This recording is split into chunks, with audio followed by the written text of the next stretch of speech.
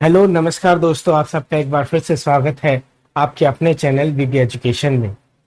आज मैं कराने वाला हूं प्रतिशत की क्लास को कंटिन्यू, और आज हम करेंगे प्रतिशत कमी और प्रतिशत वृद्धि पर आधारित प्रश्न जो एग्जाम में आए हुए हैं।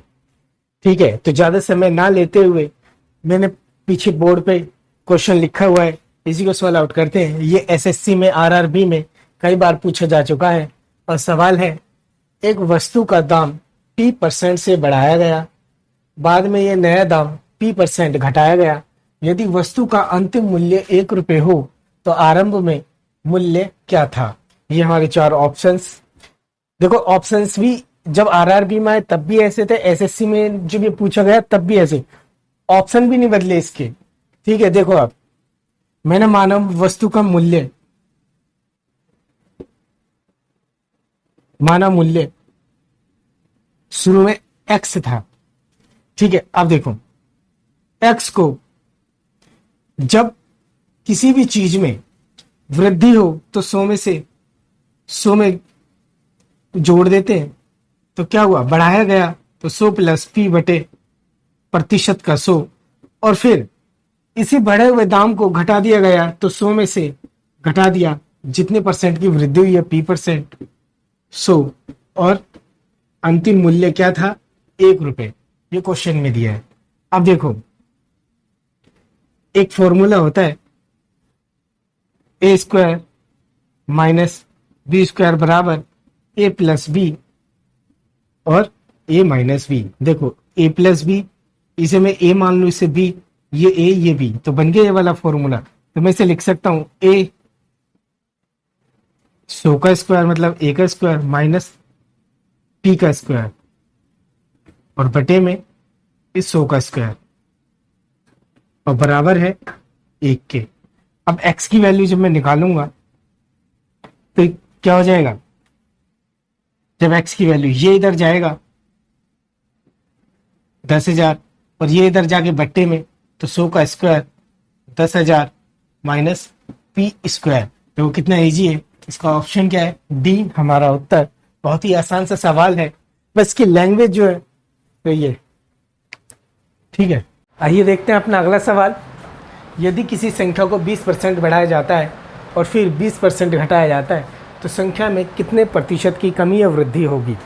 जब भी किसी सवाल में वृद्धि और कमी, कमी कमी या वृद्धि वृद्धि एक साथ हो तो हम इसमें देखो, अगर मैं इसे सीधे सीधे बेसिक से करूं, बस बिल्कुल सिंपल, मान लो मेरे पास 100 रुपये हैं, 20% बढ़ा दिए तो 100 गुणा 20% बढ़ गए तो 100 में 20 जोड़ दो 120, और प्रतिशत का 100 काट दिया 120 हो गए आज मेरे पास।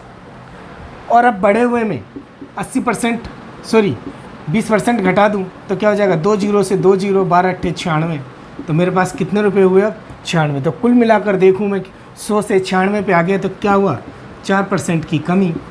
तो ऑप्शन ए मेरा उत्तर। अब देखो इस क्वेश्चन में जब भी इस टाइप का क्वेश्चन आए, जब भी इस टाइप का क्वेश्चन आए, मतलब वृद्धि कमी या कमी वृद्धि एक साथ हो, तो क्या करना है, एक फॉर्मूला है जिसे मैं कहता हूँ रामबाण। अब इसमें करना क्या है, देखो प्लस माइनस ए, एक को मान लो ए, एक को मान लो बी।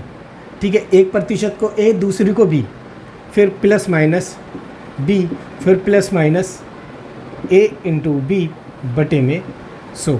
अब देखो ये प्लस माइनस का क्या फंडा है, जब भी हो दोनों जगह वृद्धि वृद्धि, इसे हम डिनोट करते हैं प्लस प्लस से।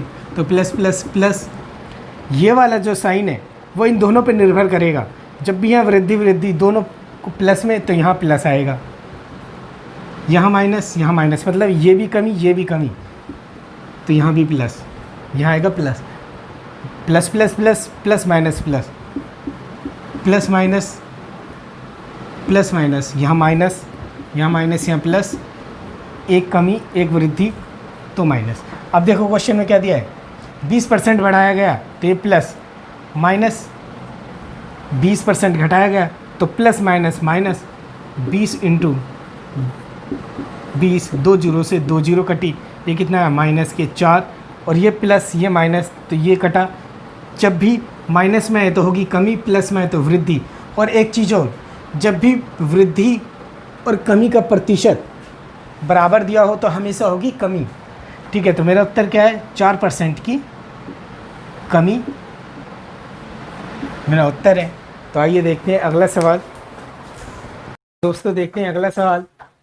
यदि किसी आयताकार भूखंड की लंबाई में 5% की वृद्धि तथा चौड़ाई में 10% की कमी कर दी जाए तो उसके क्षेत्रफल पर कितने प्रतिशत की कमी अथवा वृद्धि अथवा कमी होगी। ये ऑप्शंस हैं। अब देखो, मैं करा तो रहा हूं प्रतिशत और मैंने सवाल ले लिया किसका, आयताकार क्षेत्रफल, मतलब क्षेत्रफल का। अब देखो, मैंने क्या बताया था, जहां भी 2% दिए हों, चाहे वो वृद्धि के, कमी के, या एक वृद्धि एक कमी, तो हमेशा सवाल चाहे किसी का भी हो, बस क्या लगा देंगे, रामबाण, या इसे कभी कभी बोला जाता है सदाबहार। सदाबहार अपना वही वाला फॉर्मूला, 5% की वृद्धि तो ये प्लस में, कमी है 10% की तो माइनस, प्लस माइनस 5 गुणा 10 और बटे में 100। इस जीरो से ये जीरो काट दी। अब देखो, ये 5 प्लस का, ये माइनस का, तो माइनस के 10, क्योंकि 10 बड़ा है और ये माइनस का है। अब माइनस के यहाँ 5, अगर मैं इसे डिवाइड करूं तो ये पॉइंट और 5, क्योंकि एक जीरो है तो संख्या पॉइंट के बाद सिर्फ एक के बाद क्या होगी, जो पॉइंट है उसके बाद सिर्फ एक ही संख्या होगी, क्योंकि एक ही जीरो है। अब इनको मैं जोड़ दूं, माइनस माइनस हो जाते हैं प्लस, और निशान किसका रहता है, माइनस का, तो 5.5% की कमी, और हमारा उत्तर सी। अब देखो, इसे अगर प्रूव करना हो, अब इसे प्रूव करना हो तो कैसे करेंगे। कोई आयताकार भूखंड है, कुछ भी संख्या ले लो, ये 10 मान ली मैंने, ये 20, क्योंकि इसकी कैलकुलेशन आसान होगी। तो एरिया क्या होगा इसका, अब जो एरिया होगा लंबाई गुना चौड़ाई, मतलब 10 गुना 20 बराबर 200। अब इसका एरिया 200। अब इसने बोला है कि इसकी लंबाई में, यानी लंबाई में तो हो गई 5% की वृद्धि, मतलब 105। ठीक है, और इसमें हो गई कमी कितनी, 10% की, 10% की कमी, ये कितना हो जाएगा, 90, जीरो से जीरो तो हो जाएगा 9, और ये कितना हो जाएगा, ये हो जाएगा 21 पंजे 105, और 20 पंजे और काट दो तो ये हो जाएगा 21। अब देखो, अब नए, इसमें कमी कर दी, इसमें वृद्धि कर दी, तो अब नया जो एरिया आएगा वो क्या आएगा, 21 गुना 9, 9 एकम 9, 9 दूनी 18, 189।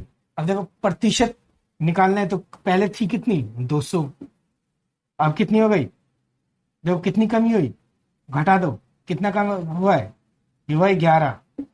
ठीक है, अब 2 जीरो से 2 जीरो, 11 को 2 से भाग करेंगे तो कितना आएगा, 5.5, और कमी हो रही है तो ये आएगी कमी। देखो, ये कैसे भी कर लो, पर फॉर्मूला लगाना है तो इसमें क्या होगा, देखो टाइम कंज्यूम होगा, टाइम जाएगा बर्बाद।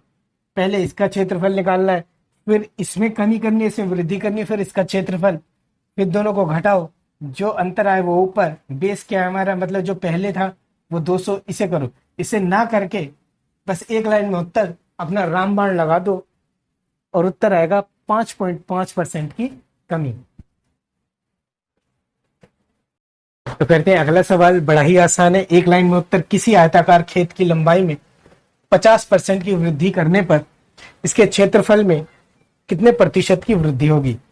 अब देखो, यहां सिर्फ लंबाई में वृद्धि हुई है,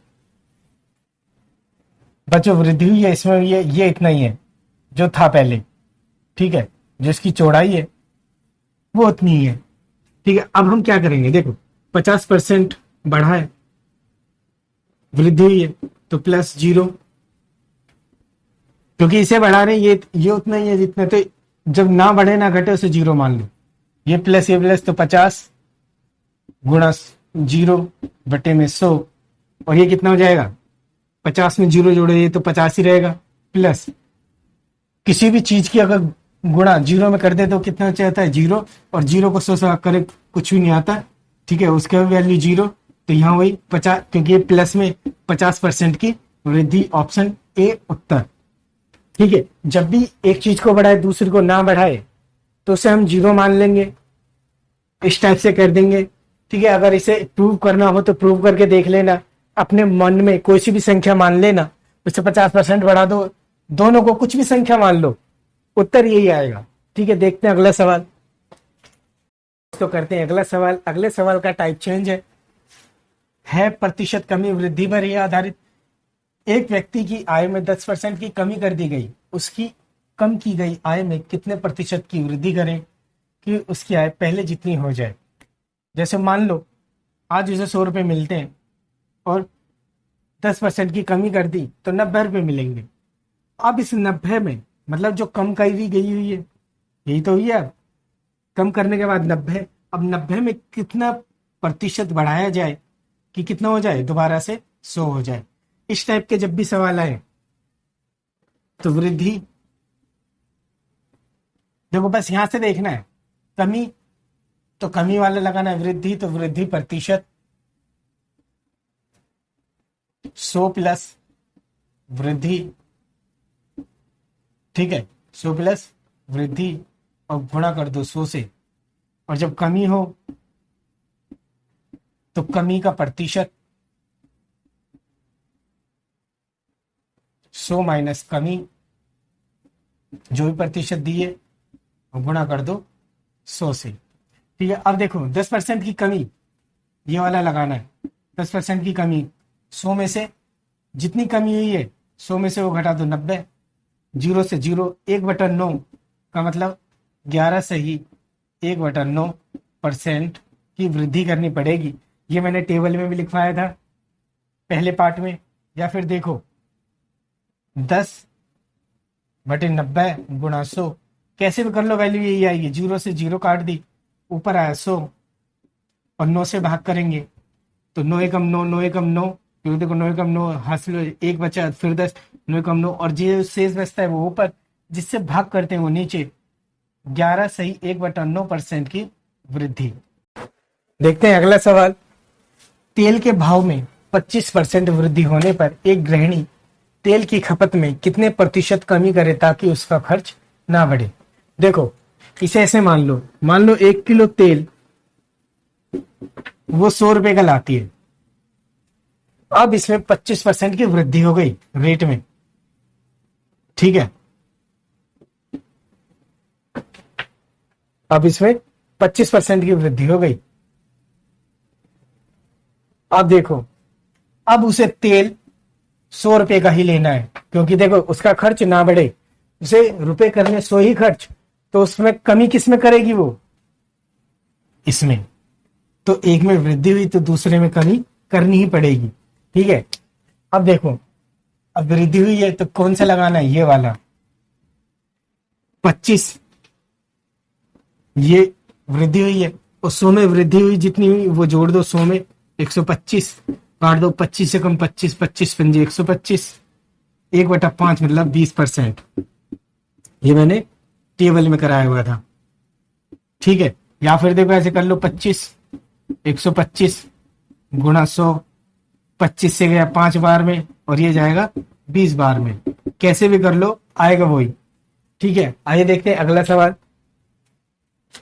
तो अगला सवाल एसएससी सीजीएल से, इसमें ये दोनों जो मैंने अभी कराए हैं दोनों ही टाइप एक ही सवाल में पूछे गए हैं। देखो किस तरीके से पूछे, एक संख्या में पहले 20% तथा पुनः 20% की वृद्धि कर दी गई, बढ़ी हुई संख्या को कितने % कम किया जाए ताकि यह संख्या प्रारंभिक संख्या के बराबर हो जाए। यह हमारे पास ऑप्शन, देखो पहले जब बढ़ रही है 20% बढ़ी, फिर 20% बढ़ी, दोनों प्लस प्लस, तो ये भी प्लस, 20 गुणा 20 बटे में 100, ये 2 जीरो से ये 2 जीरो, 20 20 40, 4 2 दूनी 4, तो यह है 44% बढ़ गई। ठीक है, अब वृद्धि का प्रतिशत मैंने लिखवाया था, देखो ये बढ़ी है तो यहाँ कम किया जाएगा, तो जितना बढ़ा है वो ऊपर 100 में बढ़ी हुई जोड़ दो 144 गुणा 100। अब जिस एक संख्या से कटे काट दो, 4 से कट जाएगा 4 एकम 4, 4 एकम 4, 4 तिया 12 2 424, ठीक है, ये हुआ 1100, ये 3600।